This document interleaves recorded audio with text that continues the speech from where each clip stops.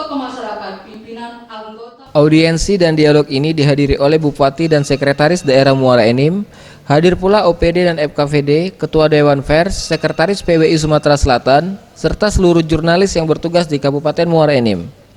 Acara yang digelar di Ballroom Gria Sintesa Hotel ini mengusung tema regulasi media dan sinergi media dengan pemerintah daerah. Dalam diskusi yang berlangsung, Ketua Dewan Pers memberikan sejumlah materi kepada semua insan pers yang hadir dalam acara tersebut.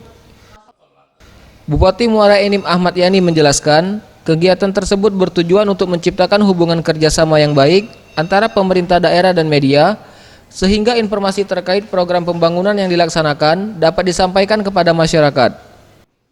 Komunikasi yang baik, ada keterbukaan informasi publik, dan kami juga ingin masukan-masukan dari teman-teman wartawan berkaitan dengan pembangunan Muara Enim, mengenai updating situasi informasi yang.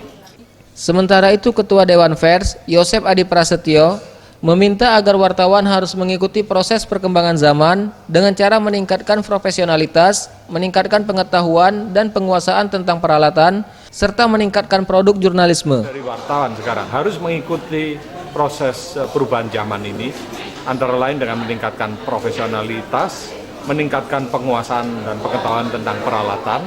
Yang ketiga adalah menghasilkan produk-produk jurnalisme yang memang dicari oleh publik.